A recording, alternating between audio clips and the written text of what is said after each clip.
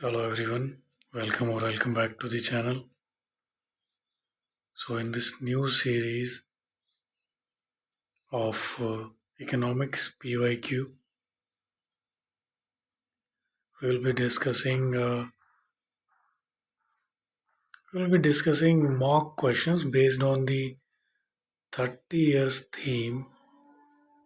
Okay, so here the topics like inflation, GDP, banking, monetary policy, fiscal deficit, external sector institutions. One more thing that I forget to add, that is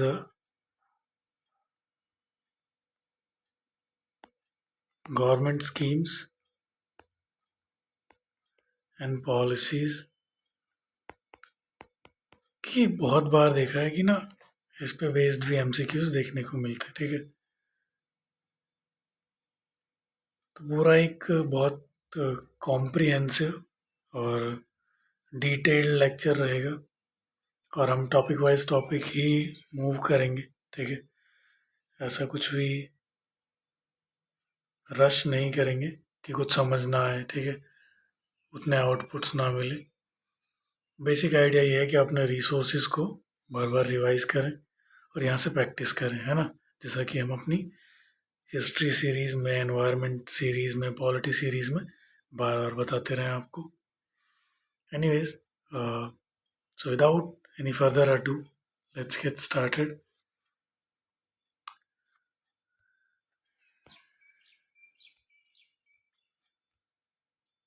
I hope screen visible है आपको। तो कहते हैं economics national income GDP पे based एक question है। GDP measures the total value of all final goods.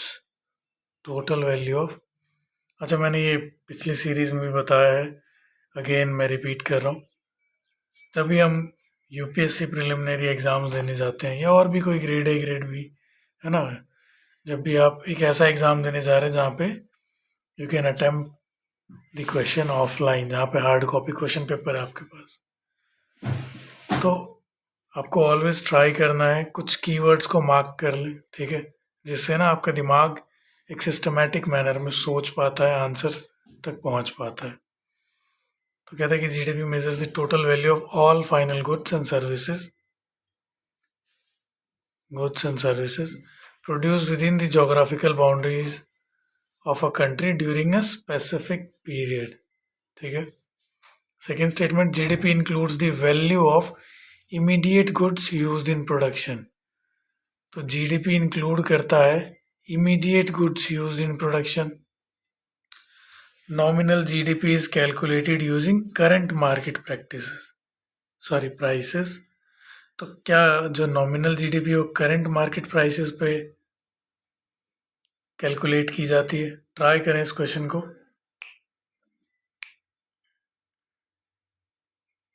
So basically जब हम स्टेटमेंट 1 को देखेंगे, ठीक है, तो ये कहीं ना कहीं आपने बुक में डेफिनेशन भी पढ़ी होगी। ठीक है, रमेश सिंह या कोई भी अदर सोर्स अगर आप यूज़ कर रहे हैं, इवन एनसीईआरटी। ठीक है, तो total value of final goods and services जो होती है with in a domestic territory of a country given time period, जैसे यूजुअली तो इंडिया में 1 साल ही होता है। ठीक है, और इवन इन वर्ल्ड भी 1 साल का मानते हैं। ठीक है,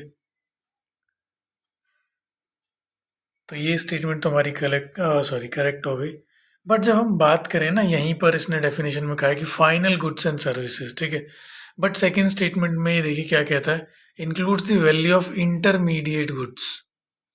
अब इंटरमीडिएट गुड्स क्या होते हैं? जैसे लेट्स से कि आप ना एक ब्रेड फैक्ट्री चला रहे हैं। ठीक है, तो आपका रॉ मटेरियल या इंटरमीडिएट गुड क्या होगा? व्हीट, राइट, जिससे आप आटा बनाएंगे, जिससे आप ब्रेड बनाएंगे। ठीक है, तो जीडीपी में ना जो ब्रेड की वैल्यू है, ऑब्वियसली ये ऐड होता जाता है। ठीक है, फाइनल प्रोडक्ट के अंदर। ठीक है, तो ब्रेड की वैल्यू जीडीपी में नापेंगे, ना कि आप आटे और गेहूं की वैल्यू।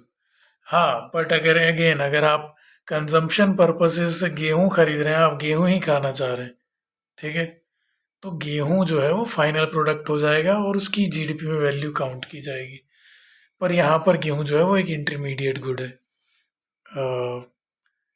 नेक्स्ट स्टेटमेंट कहता है कि nominal GDP is calculated using current market practices. अब करंट मार्केट प्रैक्टिसेस का मतलब, जैसे ना दो तरीके की कैलकुलेशन है, ठीक है। एक तो है नॉमिनल, ठीक है जी, जो आपकी ना करंट प्राइसेस पे, ठीक है, कैलकुलेट की जाती है, ठीक है। बट एक ना रियल जीडीपी भी है, आपने बहुत बार न्यूज़ में सुना होगा और इवन अपने सोर्सेज में भी पढ़ा होगा। तो रियल जीडीपी को ना इन्फ्लेशन एडजस्टेड जीडीपी भी बोलते हैं, ठीक है।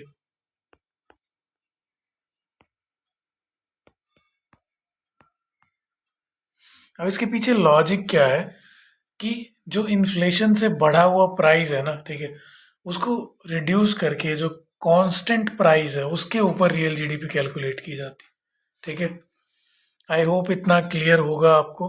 तो nominal GDP current market prices पे कैलकुलेट की जाती है, ठीक है जी। आगे बढ़े।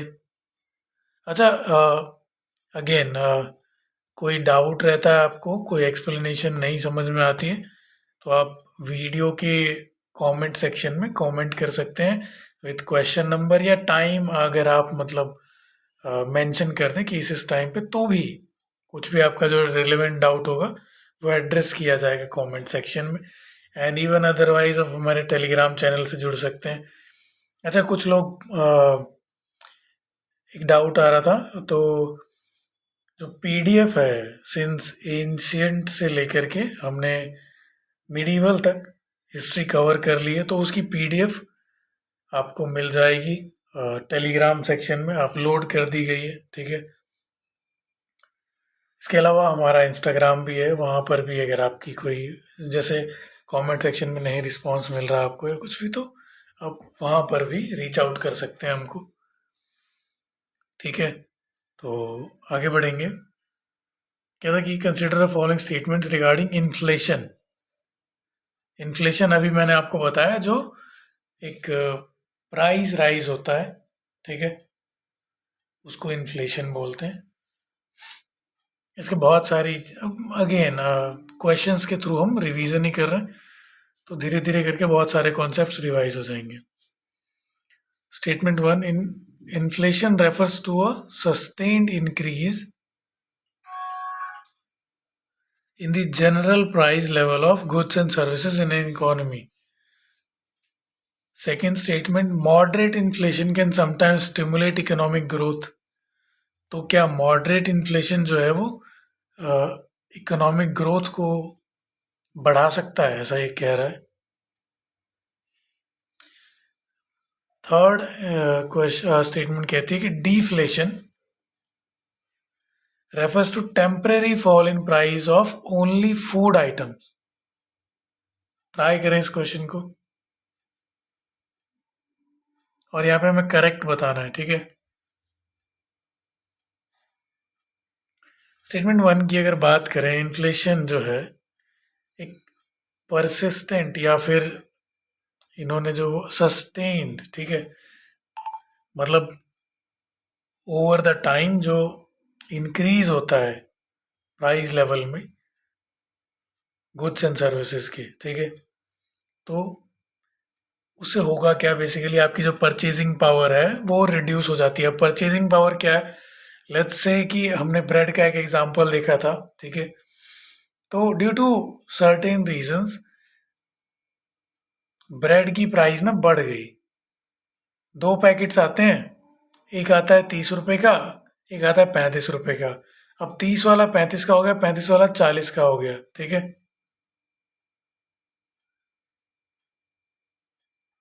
तो आप जो है ना 35 वाला ब्रेड खरीद रहे थे, जिसमें आपको लेट्स से कि 20 पीसेस ब्रेड मिल रहे थे, ठीक है, और जो 30 वाला ब्रेड है उसमें 18 पीसेस ही ब्रेड है, ठीक है।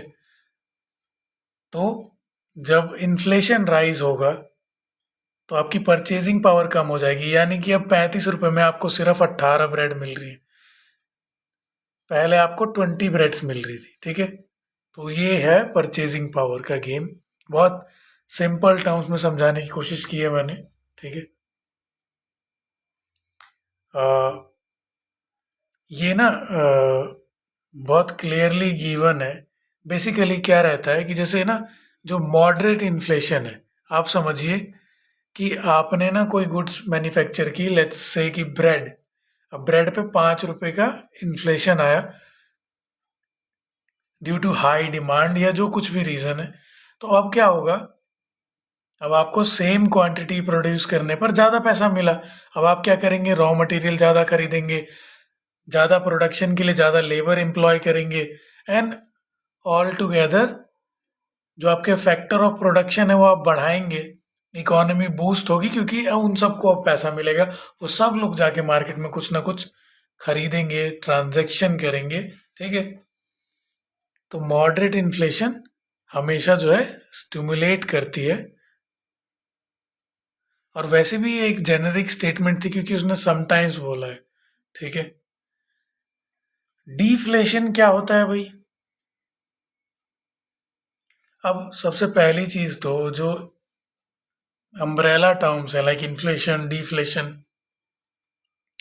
स्क्यूफ्लेशन, स्टैगफ्लेशन, ठीक है, ये सब आएंगे अभी धीरे धीरे क्वेश्चंस में, तो हम डिस्कस करते चलेंगे, ठीक है।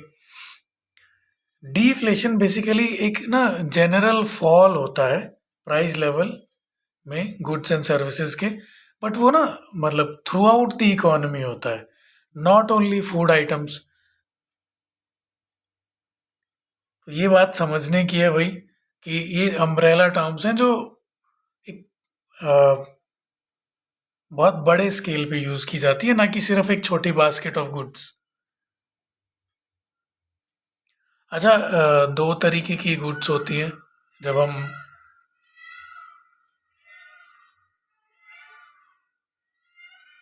परचेजिंग पावर या फिर इन्फ्लेशन कैलकुलेट करने जाते हैं, ठीक है। जैसे आरबीआई के पास भी एक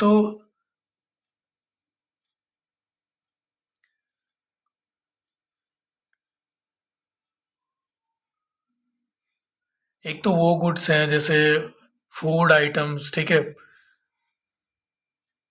जिनका ना फ्लक्चुएशन बहुत ज़्यादा है, ठीक है। और एक बेसिक आइटम्स हैं, ठीक है, जो बहुत लंबे समय के बाद जिनका रेट प्राइस में फ्लक्चुएशंस आती हैं, ठीक है। तो वो चीज़ भी आपको पता होनी चाहिए, ठीक है। मैं कोशिश कर रहा हूँ इसको ना सिंपल से सिंपल रखूँ ताकि जो बिगिनर्स हैं वो भी कनेक्ट कर पाए, ठीक है। अदरवाइज टेक्निकल टर्म्स यूज़ करना या इवन मतलब इस चीज़ को बहुत कॉम्प्लेक्स कर देना, ये तो पहली बात तो आइडिया ही नहीं है इस सीरीज़ का।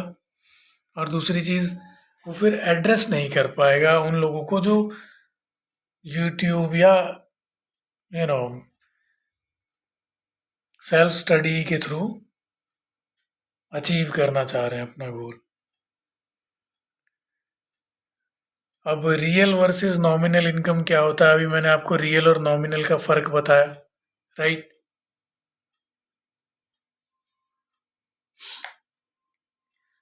अब जैसे पहले क्वेश्चन ही देख लेते हैं, हमें करेक्ट बताना है पहली बात। पहली स्टेटमेंट कहता है कि it is the income adjusted for inflation. Real income को डिफाइन क्या करता है, adjusted for inflation, reflects the purchasing power of income, always increases when nominal income increases, always। Try करें इस क्वेश्चन को। वेल सी, हमने ऊपर ही फर्क देखा था कि जो रियल इनकम होगी, रियल जीडीपी होगी, वो ना इन्फ्लेशन एडजस्टेड होती है, ठीक है। तो इतना तो आपको क्लियर हो गया होगा।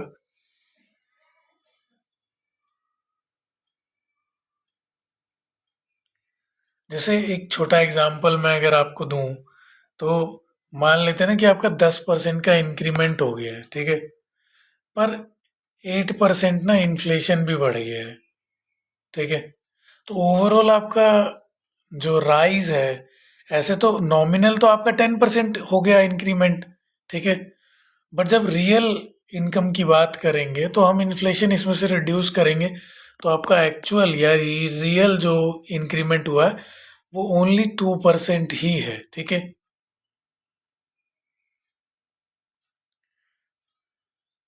It reflects the purchasing power. Of course ये जो एक्चुअल परचेजिंग पावर है, ठीक है, वो आपकी 102 रुपये है, ना कि 110 रुपये है, ठीक है। तो उस चीज़ को रिफ्लेक्ट करता है। And always increases when nominal income increases. देखो, सबसे पहली चीज़ तो क्या है, अगर नॉमिनल इनकम पैरेलल में है ना इन्फ्लेशन के, या फिर नॉमिनल इनकम ज़्यादा भी है, ठीक है, तब तो आपको रियल इनकम में राइज देखने को मिलेगा।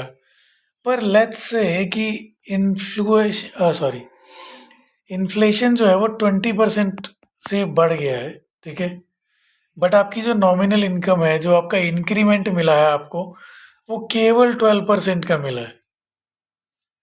तो इस केस में जो आपकी रियल इनकम होगी वो 8% से फॉल कर जाएगी, राइट।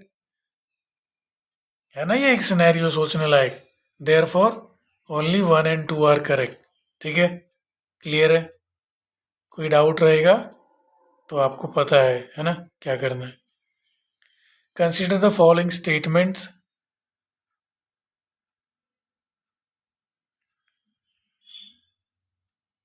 ये स्टैगफ्लेशन के बारे में और करेक्ट बताना है।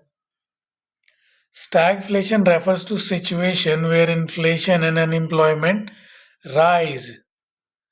कह रहा है कि इन्फ्लेशन तो बढ़ती है पर अनएम्प्लॉयमेंट भी बढ़ जाती है साथ साथ में। It is generally associated with rapid economic growth. Rapid economic growth होगा अगर, लॉजिकली सोचना है, ठीक है, तो क्या अनएम्प्लॉयमेंट होगी? Just think about it. Supply shocks can trigger stagflation.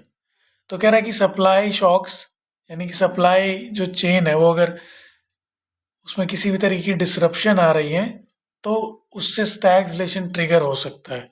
Try करें इस क्वेश्चन को।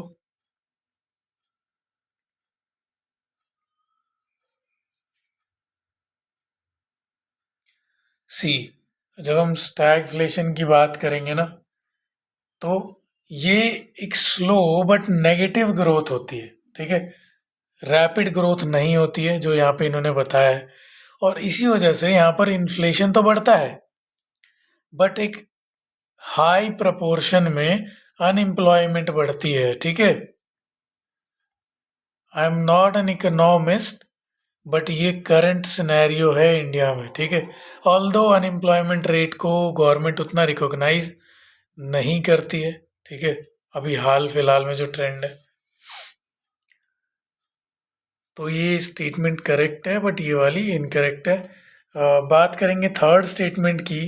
अब जैसे मान लेते हैं अभी करंट जो ईरान यूएसए इसराइल वॉर चल रहा है, ठीक है, तो उसमें ऑयल ऑयल प्राइस शॉक आया है, ठीक है। अब ऑयल प्राइस शॉक आया तो उससे इन्फ्लेशन बढ़ गई, राइट। अब ऑयल महंगा मिल रहा है ना हमें, ऑयल भी फ्यूल भी है ना, कुकिंग गैस भी महंगा मिल रहा है। बट अभी आपने सुना होगा तो इससे इन्फ्लेशन तो बढ़ गया, राइट। इन्फ्लेशन तो बढ़ गया ना इससे, लेकिन क्या एम्प्लॉयमेंट मिल रही है किसी को इससे? रादर जो रेस्टोरेंट्स हैं, ठीक है, ये बंद हो रहे हैं, ठीक है, तो जॉब्स जा रही हैं अगेन। ये स्टैगफ्लेशन की सिचुएशन है जहां पर इन्फ्लेशन बढ़ रहा है बट एम्प्लॉयमेंट भी जा रही है। तो supply shocks can trigger stagflation, ठीक है। ये पॉसिबिलिटी की बात कर रहा है, इसलिए हमने एक पॉसिबल केस सिनेरियो इमेजिन किया, ठीक है। अगर ये ऑलवेज बोलता तो अगेन हम जो है इसको इनकरेक्ट मान लेते। कभी भी अपना लॉजिक घर छोड़ के मत जाओ एग्जाम देने। ज्ञान कितना भी है, लॉजिकल एप्टीट्यूड जो है ना, वो फोरमोस्ट रिक्वायर्ड स्किल है भाई, ठीक है। Moving ahead, which of the following correctly defines fiscal deficit?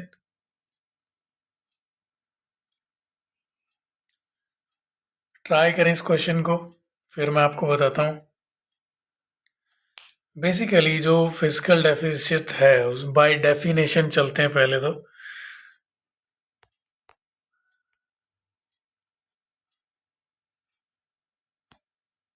यार मैं इतना क्यों लिख रहा हूँ, आप सब तो ये सब पढ़ते हैं डेली बेसिस पे, राइट। तो फिजिकल डेफिसिट जो है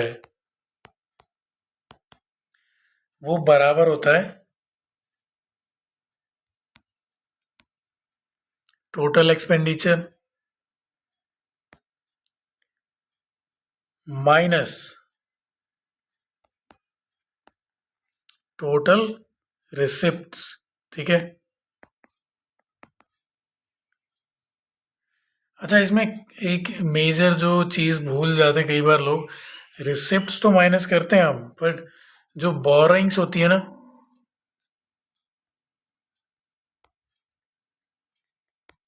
एक्सक्लूडिंग बोरोइंग्स, ठीक है। इतना समझ आया।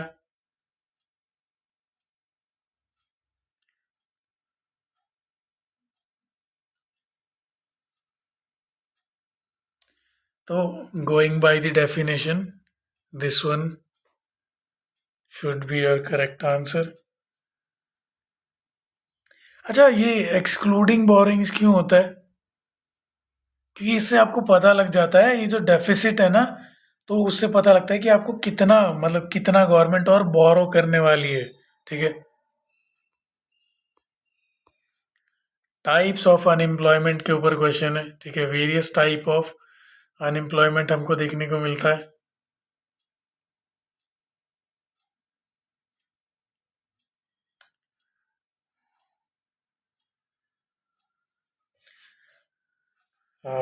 पहले तो कहता है फ्रिक्शनल, करेक्टली मैच्ड बताना है, स्ट्रक्चरल एंड साइक्लिकल। अब जो साइक्लिकल है, ठीक है, तो ये इतना आपको समझ आ गया होगा कि एक कोई पीरियड ऐसा होगा आपके पूरे एम्प्लॉयमेंट फेज में जहाँ पर आपने ब्रेक लिया होगा, ठीक है, या आप एक जॉब से दूसरी जॉब में स्विच कर रहे होंगे, ठीक है।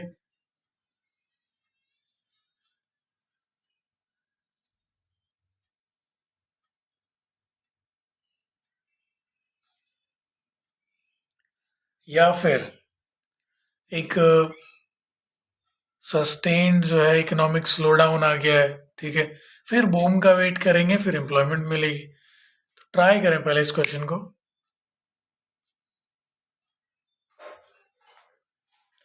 जो जो फ्रिक्शनल है ना, ठीक है, वो बेसिकली जब आप टेम्परेरी जॉब सर्च में अपना टाइम लगाते हैं, ठीक है, that is your temporary unemployment during the job transition, तो इसको फ्रिक्शनल अनएम्प्लॉयमेंट कहते हैं। फिर स्ट्रक्चरल की बात करेंगे, तो अगेन स्ट्रक्चर में क्या मतलब, आपकी स्किल शॉर्ट होगी, ठीक है।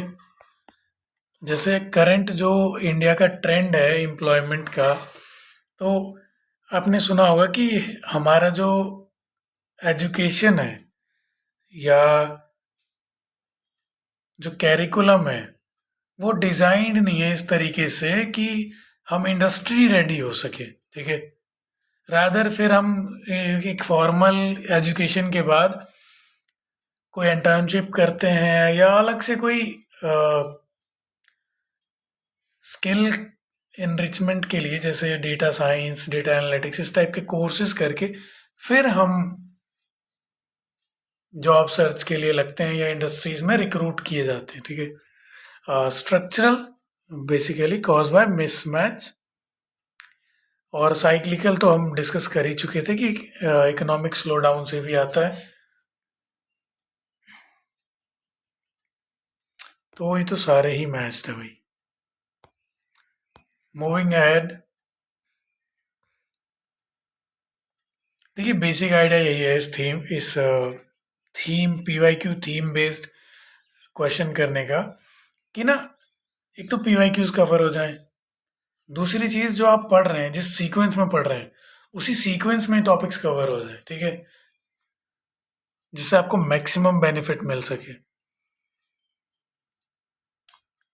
क्या था कि करेक्ट बताना है पहले तो, और core inflation excludes food and fuel prices.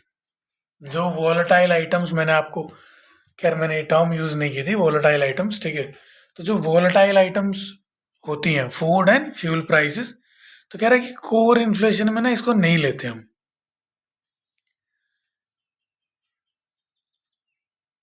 अब कोर इन्फ्लेशन हेल्प करता है पॉलिसी मेकर्स को अंडरस्टैंड अंडरलाइंग इन्फ्लेशन ट्रेंड्स, कि इन्फ्लेशन ट्रेंड्स क्या है उसको जांचने में। It's always higher than headline inflation.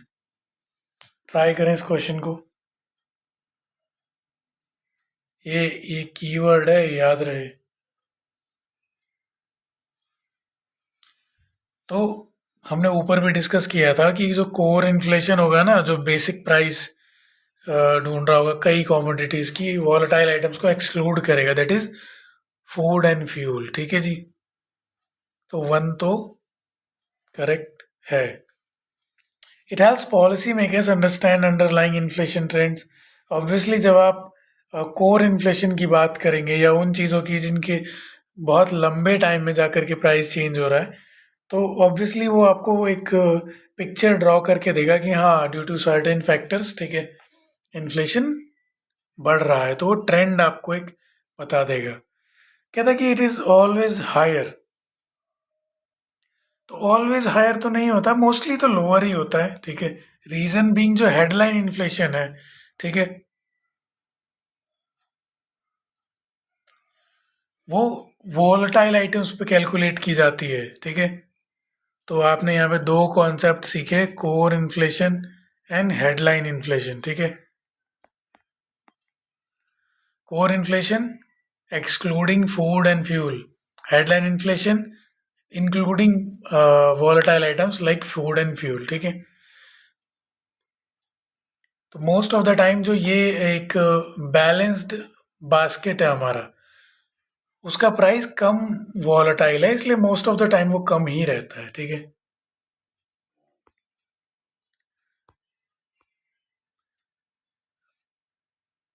अब बात कर रहे हैं BOP, balance of payment.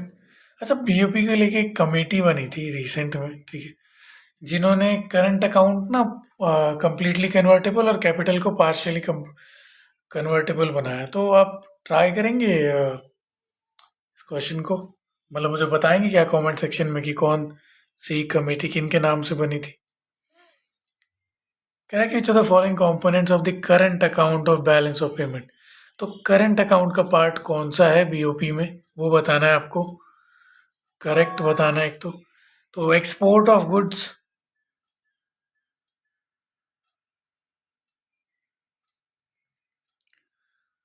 Basically आप अगर थोड़ा बहुत भी अपने रिवीज सोर्सेज को रिवाइज करके आए हैं, तो balance of payment basically import export का ही कैलकुलेशन है। तो export of goods, import of services और रेमिटेंसेस जो हमको रिसीव होती हैं ऑल ओवर द वर्ल्ड से, ठीक है। बट एफडीआई जो है,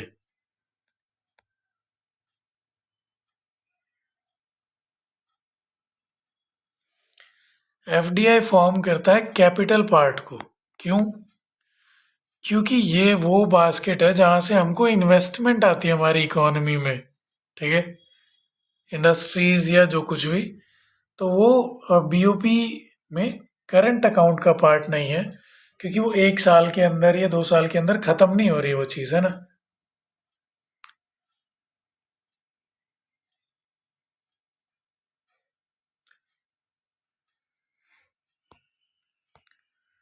नेक्स्ट क्वेश्चन, मॉनेटरी पॉलिसी के ऊपर क्वेश्चन है। कह रहा क्या इंस्ट्रूमेंट्स यूज किए जाते हैं, बताओ भाई।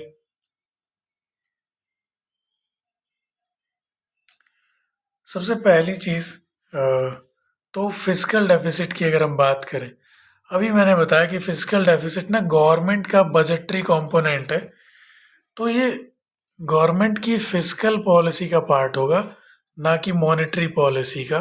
ठीक है, ये मतलब एग्जीक्यूटिव का है रोल इसमें, रेदर देन एक बैंक का। तो यहाँ पर एक तो रेपो रेट, आप सुनते होंगे आरबीआई ने रेपो रेट गिरा दिया, कम कर दिया। तो बेसिकली वो इन्फ्लेशन कंट्रोल करने के लिए करते हैं, मार्केट में एक तो सस्टेनेबल ग्रोथ भी बनी रहे और इन्फ्लेशन भी ना हो। ठीक है, वो होता है ना, एक टैगलाइन यूज होती है, एक दाम सबको आराम, समथिंग लाइक दैट। और कैश रिजर्व रेशियो की बात करें, कैश रिजर्व रेशियो एक तरीके का कंपोनेंट है जो बैंक्स को आरबीआई के साथ में रखना पड़ता है। सिमिलर लाइन पे एक स्टैट्यूटरी लिक्विडिटी रेशियो एसएलआर होता है, जो बैंक्स को एक फिक्स्ड प्रोपोर्शन में, obviously advised by the RBI, अपने पास रखना होता है for day to day transactions. Open market operations, जिसमें securities, government securities, commercial papers, ये सब चीज़ें आरबीआई सेल एंड परचेज करती है गिवन दी इकोनॉमिक सिचुएशन। या तो कंसोलिडेट कर रही होगी तो बेचेगी और पैसा सक कर लेगी मार्केट से। ठीक है, और एक्सपेंशनरी पॉलिसी चल रही होगी तो वो परचेज कर लेगी, खरीद जो बेचे हुए हैं उनको, ताकि मार्केट में और पैसा आ सके। ठीक है, तो ये तीन चीज़ें आपको समझ में आई, चार, sorry. Moving ahead, last question of the day. ये जो लेटेस्ट पैटर्न यूज होता है ना, अभी हाल फिलहाल 2 सालों से देख रहा हूँ मैं, असर्शन एंड रीजन का कह रहा है, high inflation reduces the purchasing power of money.